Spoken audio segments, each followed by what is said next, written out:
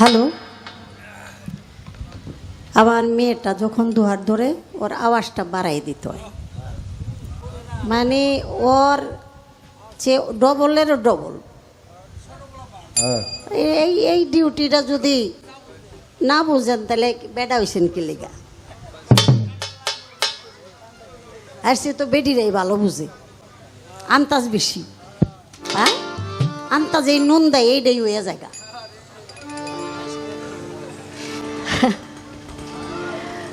তো যাই হোক, ইঙ্গিত বুঝতে হয়, তাহলেই সব কিছু সমাধা হয়। আমার যে প্রশ্নগুলি ছিল অনেক সুন্দর জবাব দিয়েছে, জবাবের মধ্যে কোনো অভাব নাই। আমার কাছে খুব ভালো লাগছে। আর গুরু ধরার তরিকার জগতের যে কথাগুলি বলছে সে কথাটা অবশ্যই বলতে বলতে বলতে মুখ ব্যথা হয়ে গেছে। তো আপনার মঙ্গল যদি আপনি না চান, আমি দালালি করে কদ্দূর আপনারা ভালো করতে পারেন কি? যার যার ইয়া নাফসি তার তার। আপনি যদি মুক্তি পাইতে চান, একজন ওসিলা লাগবে, একজন মুর্শিদ লাগবে। তরিকার জগতে আহলে বায়াত পাক পাঞ্জাতনের অন্তর্ভুক্ত অনুসারী তরিকাপন্থী একজন পীরের শরণাপন্ন একজনের হাত স্পর্শ করতে হবে। তাহলে আপনি রসুলের কাছে যাবেন, রসুলের মাধ্যমেই আপনি খোদার দিদার পাবেন। আমার গাউসুল আজম গাউস পাক হযরত বড় পীর আব্দুল কাদের জিলানী রাহমাতুল্লাহ আলাইহি কাদরিয়া তরিকায় তিনি এসেছেন। আমার বড় ইমাম হযরত ইমাম হাসান আলাইহিস সালাম তার সিঁড়িতে চলে আসলেন আমার গাউস পাক। আর হযরত খাজা মাইনুদ্দিন চিশতি রাহমাতুল্লাহ আলাইহি তাকে পাঠাইছেন আমার হযরত ইমাম হুসাইন আলাইহিস সালাম। আপনি যদি পাকপাঞ্জাতনের ঘরে যাইতে চান, তাহলে পাকপাঞ্জাতনের মধ্যে যেই মূল দুটি তরিকা সেটা হইল চিশতিয়া এবং কাদরিয়া। চিশতিয়া কাদরিয়ার শাখা প্রশাখায় কেউ যদি আপনারা বায়াত হন, যদি আপনারা মুরিদ হয়ে যান, অবশ্যই আপনারা নাজাত প্রাপ্ত। কথাটা বলে দিলাম, বলাই শেষ। কিন্তু আপনার নাজাত যদি আপনি না চান, তাহলে বলে আমার কি হবে? আপনার মুক্তি আপনারই লাগবে। বাবা রে, আমরা মুসলমানের ঘরে হইছি তাই নাম লেখাইছি মুসলমান, তাতে কোনোদিন কাজ হবে না। যার যার মুসলমান তার তারই হওয়া লাগবে। বাবার পেট যদি ব্যথা হয়, আপনি যদি ট্যাবলেট খান, বাবার কিন্তু পেট ব্যথা সারবে না। আপনার যদি ক্ষুধা লাগে, বাবা খাইলে কিন্তু আপনার পেট ভরবে না। যার যার ট্যাবলেট, যার যার খাবার তার তারই খাইতে হবে। আপনার আখেরাত পরিষ্কার করতে হবে। এখন আপনি একটা হিসাব করেন, আপনার বয়স যখন 12 বছর হয়ে গেছে, সেদিন থেকে কিন্তু পাপ পুণ্যের দায় দায়িত্ব নিজেরই, নাকি বাবা? 12 বছর যখন হয়ে যায়, তখন কিন্তু আপনার পাপ পুণ্যের এটার বোঝা, এটার দায়িত্ব আপনাকেই পালন করতে হবে। এই জন্য বলা হয়েছে মুসলমান তাকেই বলা হয় যেই জন নাকি একজন পীর মুর্শিদ বেলায়েতের জামানায় একজন মুর্শিদের হাতে হাত রেখে বায়াত হয়েছে, কালেমা পড়েছে। যতক্ষণ পর্যন্ত মুর্শিদের হাতে হাত রেখে কালেমা না পাঠ করবেন, তওবা না পাঠ করবেন, ততক্ষণ পর্যন্ত আপনি পূর্ণাঙ্গ মুসলমানের কাতারে প্রবেশ করতে পারবেন না। এই কথাটাই আমার মানিক বাবাজি সুন্দর করে বিশ্লেষণ করলেন, বললেন। আমার কাছে খুব ভালো লাগলো। তো আমাকে একটা জটিল প্রশ্ন জিজ্ঞেস করছে, যথাসম্ভব আমি জবাব দেওয়ার চেষ্টা করব। কারণ আজকের যে বিষয়টা, এটার মধ্যে কোনো তর্ক বিতর্ক কুতর্ক নাই। কুতর্ক না হওয়ার জন্য আমাদের উভয়েরই সতর্ক থাকতে হবে। আজকে শুধু দুইজন অলির গুণগান আমরা গাইতেছি, এজন্য আনন্দ পাইতেছি, মজা পাইতেছি, বাড়তি কোনো কথা নাই। যেটা নাকি দলিল ভিত্তিক আছে আমরা সেভাবেই বলার চেষ্টা করতেছি। পিছনে আমাদের অনেক বাচ্চা কাচ্চা, ওরা তো পোলাপান মানুষ, ওরা একটু বুঝতে পারে না, আমার কর্তৃপক্ষ গান কমিটি যারা আছেন তারা ওদেরকে একটু সরাইয়া দেন, তাহলে ভালো হবে। আমি একটা গান করি। লাঠির একটা প্রশ্ন জিজ্ঞাসা করছে, সেই জবাবটা দেওয়ার চেষ্টা করব। এটা আস্তে বাড়ি দিও।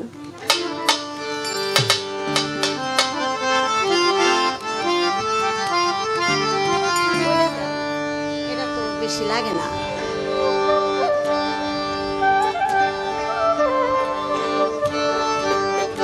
পিরানে পীর আব্দুল কাদের গাউসেলা জমজিলানি, পিরানে পীর আব্দুল কাদের গাউসেলা জমজিলানি, পীর গো তোমার নামের গুণে আগুন হয় পানি, পীর গো তোমার নামের গুণে আগুন হয় পানি।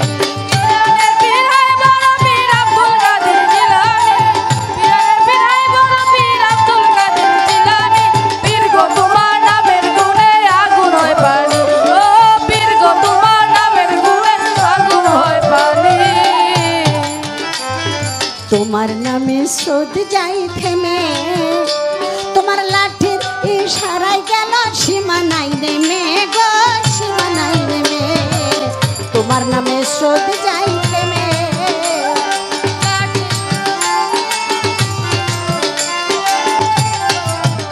ওরে তোমার নামে স্রোত যাই থেমে, তোমার লাঠির ইশারায় গেল সীমা নাই নেমে গো, সীমা নাই নেমে।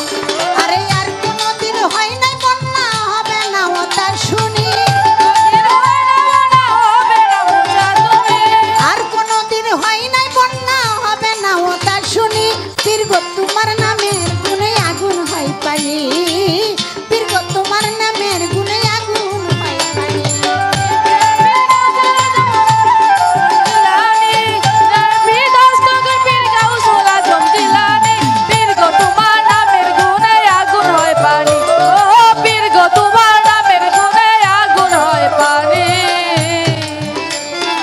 অহংকারী দরবেশ একজনা, তোমারে তারাইতে যায়া নিজেই বাঁচলো না গো, নিজেই বাঁচলো না। অহংকারী দরবেশ একজনা, তোমারে তারাইতে যায়া নিজেই বাঁচলো না গো, তারা নিজেই বাঁচলো না। ওরে অহংকারী দরবেশ একজনা, তোমারে তারাইতে যায়া নিজেই বাঁচলো না গো, নিজেই বাঁচলো না। তারা ধ্বংস হয়েছে যারা করছে তোমার সাথে দুশ্মনী, তোমার সাথে দুশ্মনী, তারা ধ্বংস হয়েছে যারা করছে তোমার সাথে দুশ্মনী। পীর গো তোমার নামে গুণে আগুন হয় পানি, পীর গো তোমার নামে গুণে আগুন হয় পানি। পিরানের বিদস্ত বীর গাউসুল আজম জিলানী, পিরানের বিদস্ত বীর গাউসুল আজম জিলানী, পীর গো তোমার নামের গুণে আগুন হয় পানি, পীর গো তোমার নামের গুণে আগুন হয় পানি। তোমার ভক্ত সৌদাগর একজন, দেশে ফিরতে টাকার দলে করলো আক্রমণ গো, করলো আক্রমণ। তোমার ভক্ত সৌদাগর একজন, দেশে ফিরে টাকা দলে করলো আক্রমণ গো, করলো আক্রমণ। তোমার ভক্ত সৌদাগর একজন, আরে দেশে ফিরতে টাকার দলে করলো আক্রমণ গো, করলো আক্রমণ। তোমার পায়ের খরম ছুঁইরা যায় ডাকাইতে দেয় দৌড়ানি, তোমার পায়ের খরম উইরা যায় ডাকাইতে দেয় দৌড়ানি। গো তোমার নামের গুণে আগুন হয় পানি, পীর গো তোমার নামের গুণে আগুন হয় পানি। পিরানের বিদস্ত বীর গাউসুল আজম জিলানী, পিরানের বিদস্ত বীর গাউসুল আজম জিলানী, পীর গো তোমার নামের গুণে আগুন হয় পানি, ও পীর গো তোমার নামের গুণে আগুন হয় পানি।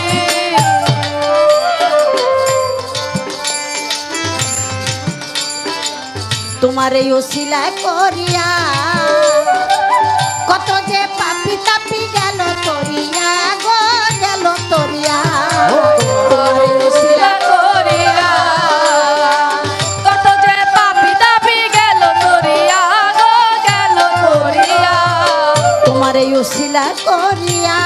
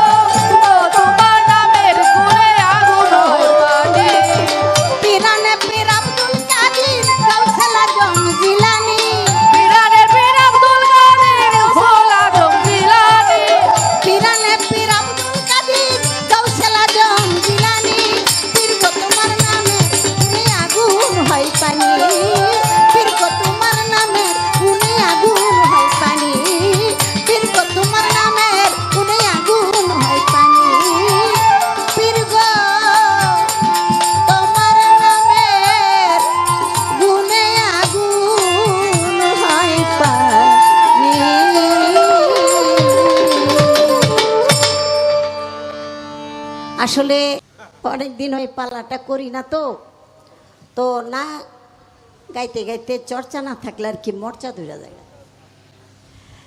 তো আমার যে ভাই সাইদুর, মাশাল্লাহ, ও বয়তি না, তারপরও দেখেন গান মুখস্থ। কি বিপদ উদ্ধারটা হয়েছি, মানে 5,000 টাকা দিল এই বিপদ উদ্ধার হয় না।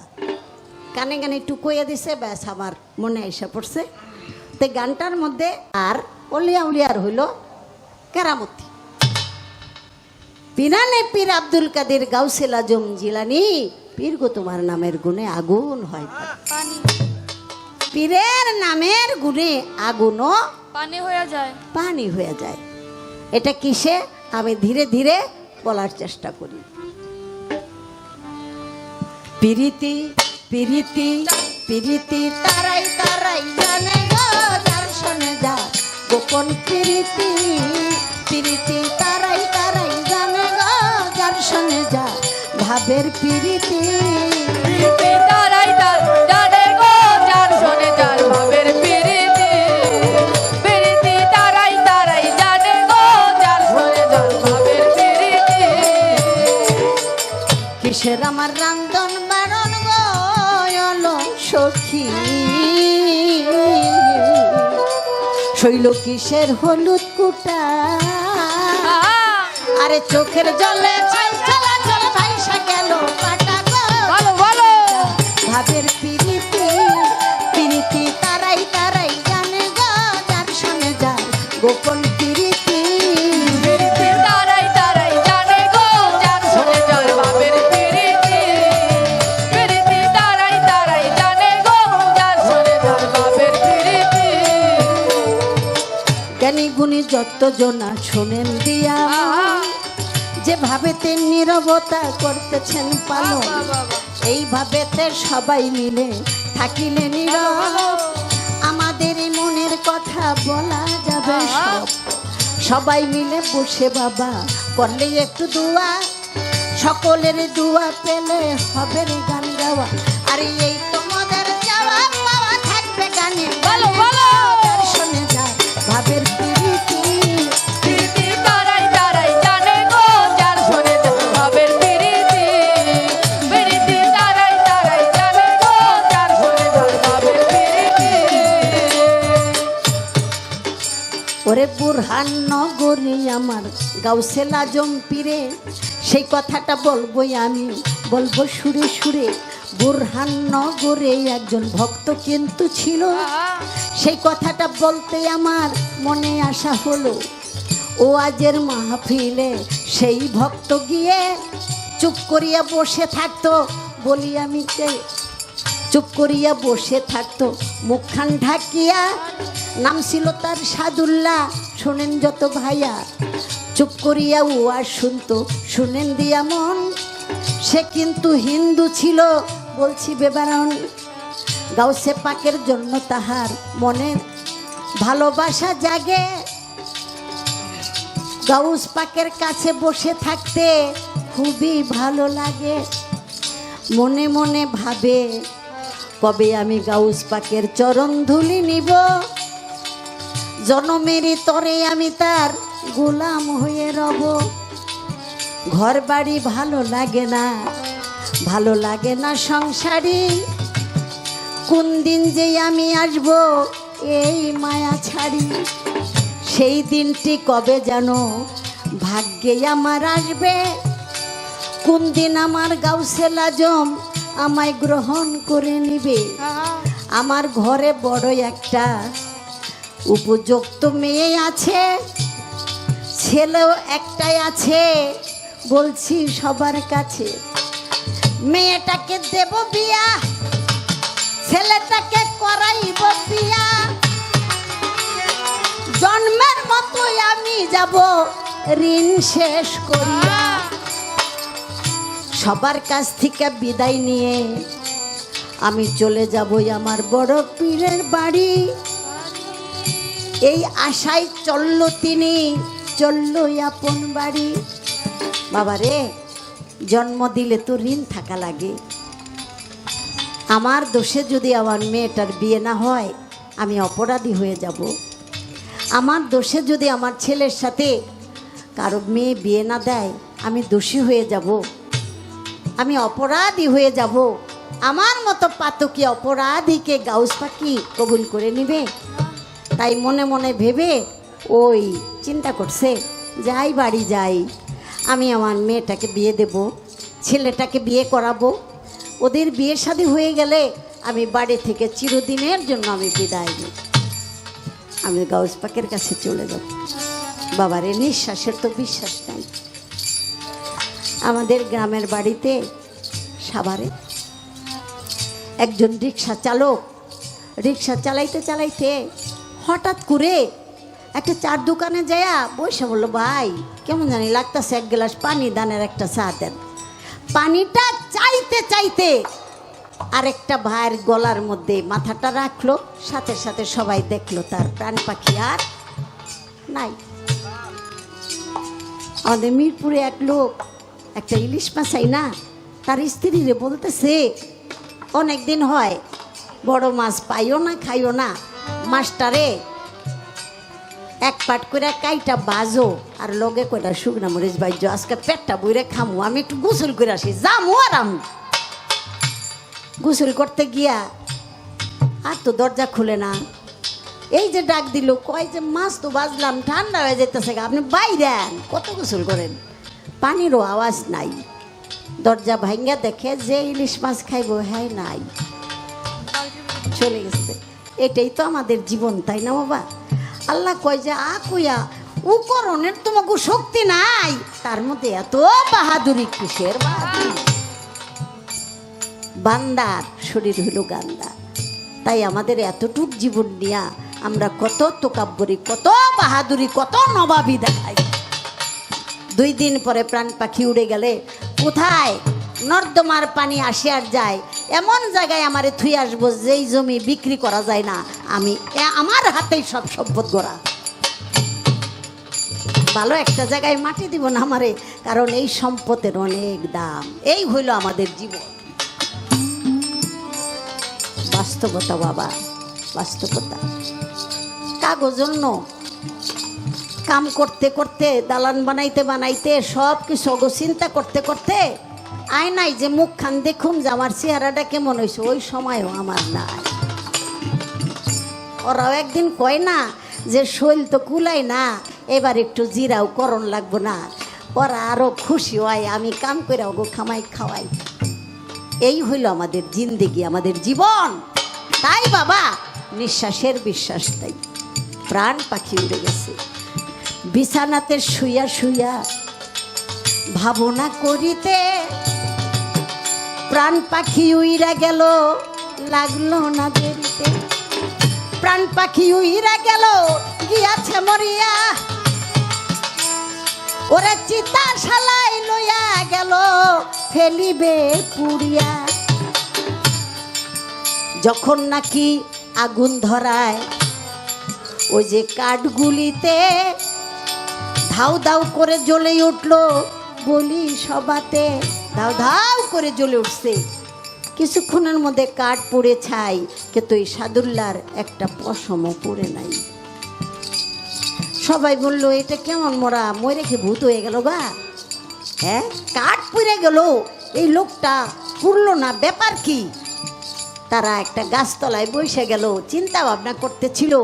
হঠাৎ করে অঝরে বৃষ্টি, স্রোতের টানে দজলা নদীর মধ্যে লাশটা ভাসায় ফেলছে। ভাটিতে যায় না, লাশটা উজানে আসতেছে। আমার গাউসেলা জম গাউস পা ভক্তদেরকে ডেকে ডাক দিয়া কয়, তাড়াতাড়ি বলি সবাকে, দজলা নদীর কিনারে জলদি যাও চলিয়া, একটা মরা লাশ আসিতেছে উজানে ভাসিয়া। সেই লাশটাকেই আমার কাছে আসো, নিয়ে আসো তাড়াতাড়ি, আমি নিজের হাতে গোসল করাবো, এই বাসনা করি। বলে, একদল যাও মাটি খনন করো, বানাও লও কবর। আরেক দলকে বলে তোমরা আনো কাফনের কাপড়, আমি নিজের হাতে গোসল দিব, গরম পানি করো, ওরে জলদি কইরা লাশটা আইনাই আমার কাছে ধরো। সবাই মিলে লাশটা গাউস পাকের সামনে আনিল। আরে সবাই মিলে গাউস পাককে বলিতে লাগিল। কি বলে, বাবা কারে আপনি গোসল দিবেন, কারে আপনি মাটি মঞ্জিল করবেন? উনি তো হিন্দু। বোরহাননগরের সাদুল্লাহ সারা জীবন তো উনি সনাতন ধর্মের হিন্দু ছিল। আপনি একটা হিন্দু ছেলেকে আপনি মাটি দিবেন, জানাজা দিবেন? আমার গাউস পাক বলল, বাবা রে, যখন নাকি আমার ওয়াজে আসতো, যখন নাকি মুখ ঢাইকা বসতো, ও আমারে যে কত ভালোবাসতো, সমাজের ভয় শুধু আমার কাছে আসতে পারে না। ছেলে মেয়েকে কলঙ্ক দিবে, বিয়ে হবে না, বিয়ে করাইতে পারবে না। ওর নিয়ত ছিল সবাইকে ছেলে মেয়েকে বিয়ে দিয়ে আমার কাছে চিরদিনের জন্য চলে আসবে। ওর আত্মা যে আমারে ভালোবাসে এটা তো আমি বুঝতে পারছি। যেদিন থেকে আমার নয়নের দিকে চাইয়া চোখের পানি ছাড়ছে, সেদিনই তো ওর আমি কবুল করে ফেলছি। আপনারা জানেন মনমোহন দত্তের একটা গান আছে। কি গান? ওই যে দুই চোখের জলার প্রাণের টান, বন্ধুরে পাইতে তাবিনে কি মন্ত্র আছে, প্রাণের প্রাণ কাছে একবার আখি নিরে টেনে আনো প্রাণের প্রাণ কাছে। বন্ধুকে পাওয়ার জন্য চোখের পানির মতো আর কোনো সম্পদ ভক্তের নাই। বুকেতে জড়াইয়া বলল আমার ভক্ত বানাইয়া নিলাম, আজ হইতে ভক্ত কুল তোমাদের বলিলাম। ভক্তের কোনো জাত নাই, ভক্ত ভক্তই, ভক্তের কোনো আলাদা কোনো জাত নাই। ভক্তের জাত হলো গুরুর জাত। তাই আমার দয়াল গাউস পাক বুকের মধ্যে নিয়া তার ফায়াজ দান করে তাকে নিজের হাতে মাটি মঞ্জিল করলো। এই জন্যই যে কথাটা, পিরানে পীর আব্দুল কাদের গাউসুল আজম জিলানী, পীর গো তোমার নামের গুণে আগুন হয় পানি। যেই ভক্ত একবার মুর্শিদের প্রেমাগুণে পুড়ে পুড়ে ছাই হয়ে যায়, দুনিয়ার কোনো আগুনের শক্তি নাই তার শরীরে স্পর্শ করতে পারে, যদি সে ভক্তের মতো ভক্ত হতে পারে। ওরে জ্ঞানী যারা বুঝে তারা বুঝে নাই ভাবের প্রীতি, তারাই তারাই জানে গো গোপন প্রীতি। তারাই তারাই জানে গো যার শোনে যার ভাবের প্রীতি, তারাই তারাই জানে গো যার শোনে যার গোপন প্রীতি। আমার কাছে কথা তিনি জিজ্ঞাসা করিল, ভুলি নাই কথা মনেতে পড়িল। লাঠির কথা জিজ্ঞাসা করলো আমার কাছে, ভুলি নাই কথা মনেতে আছে। এক ভক্ত কান্না করে যাইয়া গাউস পাকের কাছে কয়, 3 দিন হয় খাবার দাবার ঘুম নাই, আমি দিলাম পরিচয়। আমার বড় পীরে লাঠি দিয়া বলে করো এই কাম, সেই কামটা করেছিল সবাই বলিলাম। এই কামটা কি বা কাম? আমার মনে হয় মানিক দেওয়ান আমার উপরে মনে মনে একটু রাগ করছে।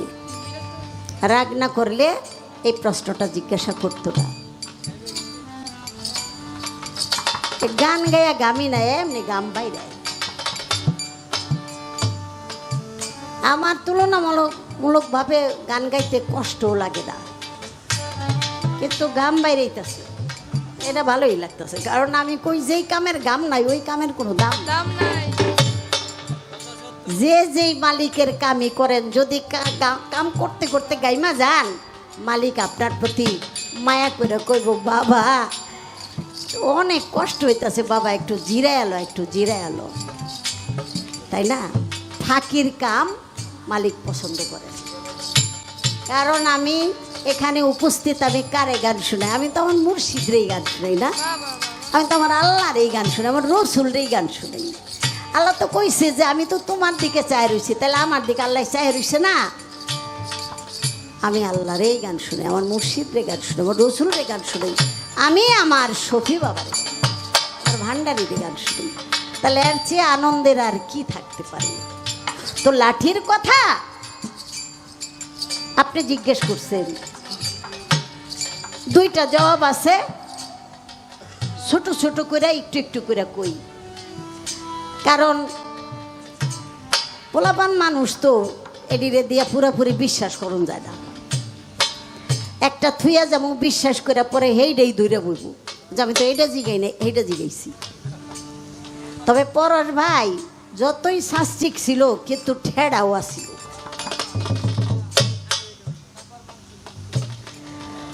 ও হয় নাই কিসের জন্য?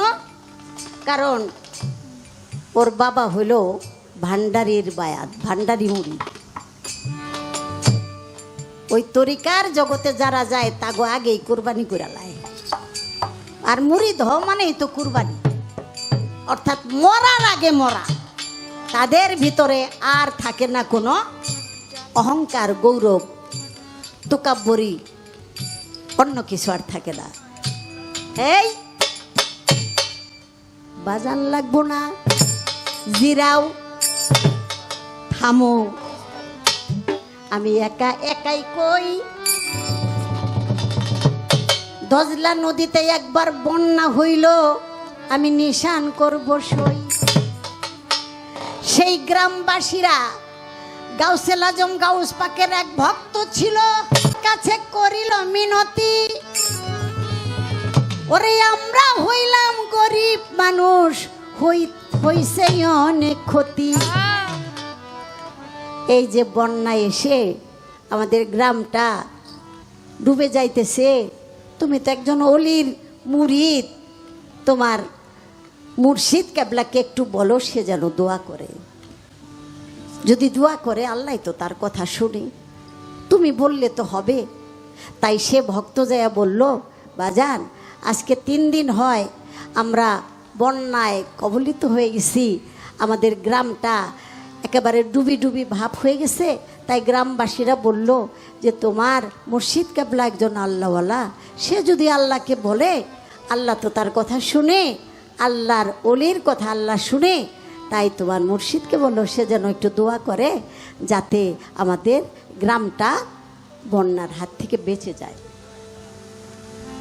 ওই ভক্ত এসে মুর্শিদের পায়ে চুম্বন করে বলল, বাবা আমার জন্য না, ওই গ্রামবাসীরা আমাকে এই কথা বলছে যে তোমার মুর্শিদ যদি চায় এই গ্রামটা বন্যার হাত থেকে বেঁচে যাবে, আপনার যদি মনে চায় তাহলে আপনি যাইতে পারেন।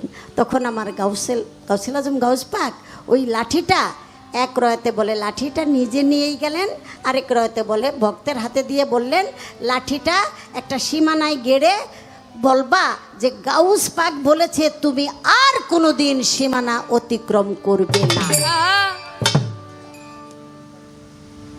তাই জীবনীতে বর্ণনা সেই থেকে সাথে সাথে বন্যার পানি নেমে গেল, আর এ যাবৎ আর কোনো দিনই সেই অঞ্চলে বন্যা প্রবেশ করে।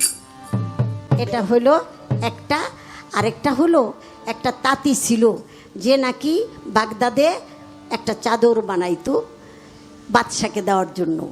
তো বাদশাকে দেবে যখন সে গাউস পাকের কাছে মুরিদ হইছে তখন থেকে 2টা চাদর বানায়।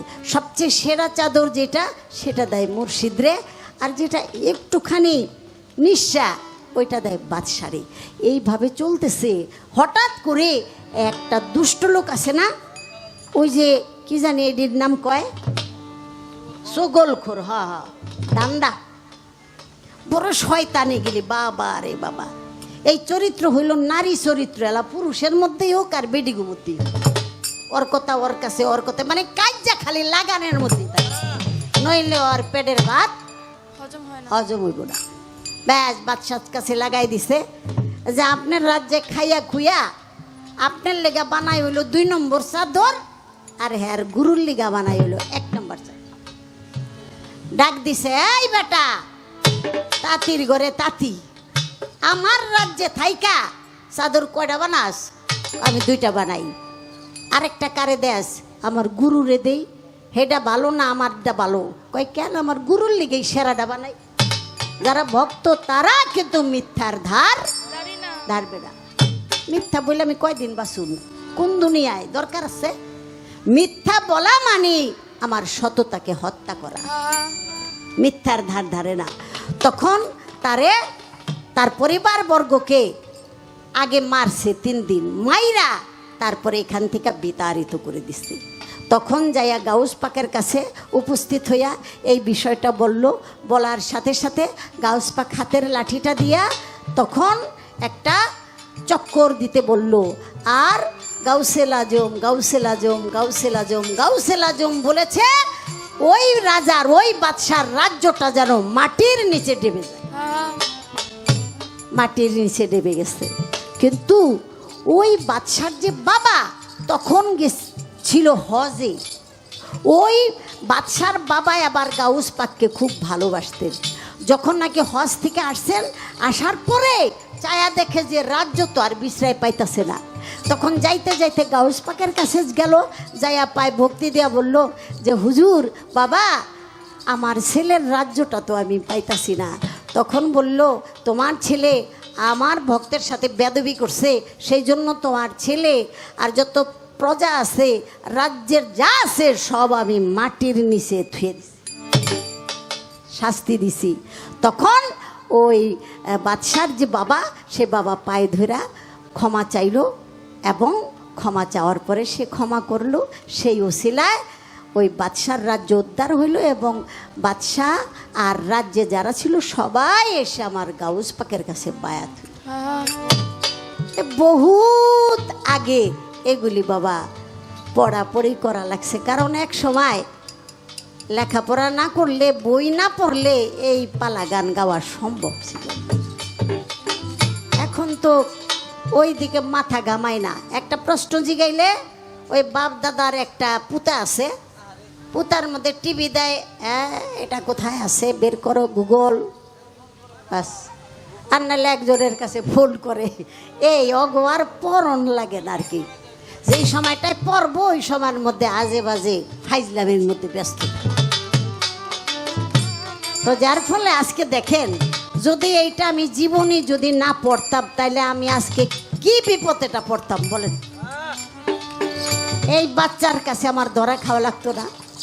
মনে মনে তো আমার কলজাটা কাঁপাকাঁপি শুরু করতো যে না জানি মানিক আমারে কি অপমানটা করে। আপনাদের দোয়ার বরকতে এই প্রশ্ন জিজ্ঞাসা করছিল, আমি জবাব দেওয়ার চেষ্টা করলাম।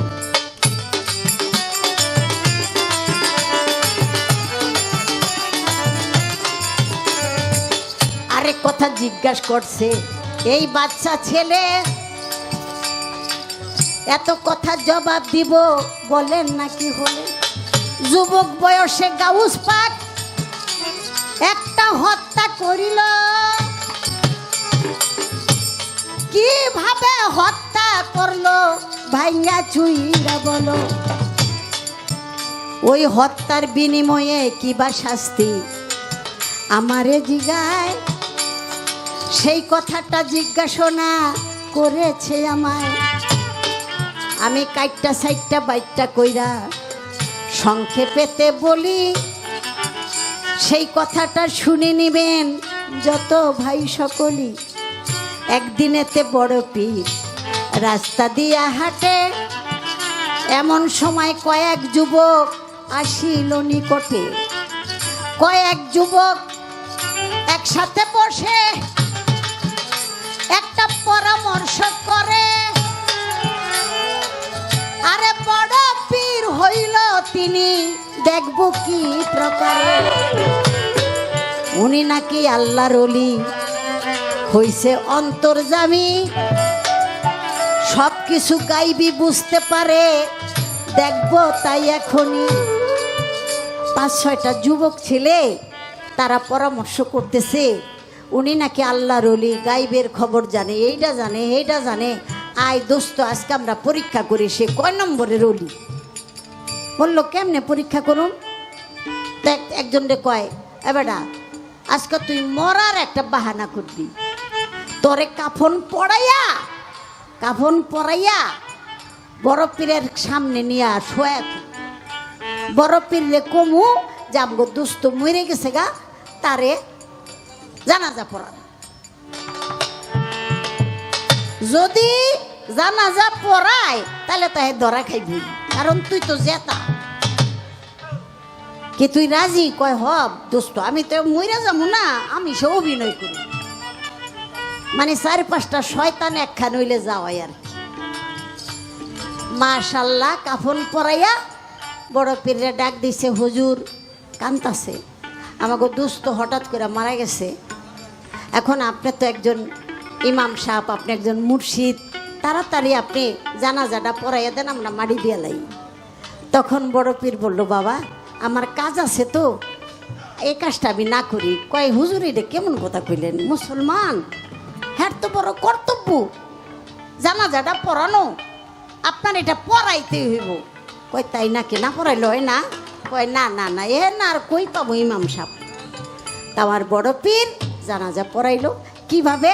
জানাজার নামাজ কয় তাকবীরে হয় বাবা? 4 তাকবীরে। 4টায় না? 4 তাকবীরে। আর সেদিন তাকবীর দিছিল 5টা দিছে। 5টা তাকবীর দিয়া যখন নামাজ পড়লো, পড়ার পরে এখন দুস্তরা তালি দিতেছে, আহা আপনি যে ভণ্ড এটা তো প্রমাণ হয়ে গেল। কয় কেন? আমার দুস্থ তো মরে না, এটা দিয়ে জেতা। আবার সবাই জানাজার নামাজ 4 তাকবীরে, আর আপনি দিয়ে দিলেন 5 তাকবীরে, তাহলে এটা হইল? আর আপনার নাম কয় মানুষে মস্ত বড় অলি, আপনি কি এর অলি? তখন বলল, বাবা মরা মানুষের জানাজা হয় 4 তাকবীরে, কিন্তু ও তো মরা না, ও তো জেতা। তো জেতা ডারে একটা তাকবীর বেশি দিয়ে আগে মাইরা লইছি, কারণ তোমরা যখন চাইছো জানাজা দিতেইব, আগে এটারে মারছি 1 তাকবীর বাড়তি দিয়া মাইরা, তারপরে মরাডারে আমি 4 তাকবীরে জানাজা। চাইয়া দেখো তোমার দোস্তে আসেনি। মুখটা যখন খুললো, চাইয়া দেখে দোস্তে নাই, চিরদিনের জন্য সে শুয়ে পড়ছে। তাই সবাই মিলে গাউস পাকের পায়ে ধরে বলল, আপনি আল্লাহর ওলি। এজন্য বাবা, পৃথিবীতে আল্লাহর ওলির সাথে কখনো কেউ যেন বেদবি না করে। আল্লাহ বলে, পৃথিবীর বুকে আমার ওলি, আমার ফকির, আমার দরবেশ, আমার মাস্তান যারা আছে, তারা দুনিয়ার মধ্যে তোমাদের কাছে মেহমান স্বরূপ।